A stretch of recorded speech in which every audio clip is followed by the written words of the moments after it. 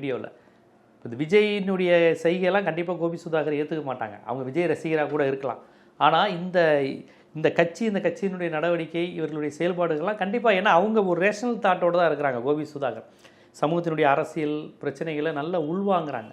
அப்படி அப்சர்வ் பண்ணக்கூடியவங்களுக்கு இந்த மாதிரி நடிகர்கள், ரசிகர்களுங்கிற பேரில் அவங்க பண்ணுற காமெடியெல்லாம், இன்னும் சொல்லப்போனால் இது ஒரு கட்சி, விஜயை நம்ம ரொம்ப விமர்சிக்க வேணாங்கன்னு மரியாதைக்காண்டி தான், என் புருஷனை விட பிடிக்குங்கிறதுலேருந்து, என் குழந்தை செத்தாலும் பரவாயில்லன்னு ஒரு லேடி சொன்னது, என் புருஷன் என் பொண்டாட்டி எல்லாருக்கும் மாமனாருக்கு விஷம் வச்சு கொடுத்துட்டு தான் வருவேன் அப்படின்னு சொன்னதுலேருந்து, என் பிள்ளை செத்தா சாகட்டும் விஜயை பார்க்க வந்தேன்னு, இதையெல்லாம் கோபி சுதாகர் நரேட் பண்ணி ஒன்று பண்ணால் காலி ஆயிடுவாங்க விஜய்க்கு. ஏன்னா கோபி சுதாகரில் பரிதாபங்களை வந்துருச்சுன்னா கிட்டத்தட்ட தமிழ்நாட்டுக்கே போன மாதிரி.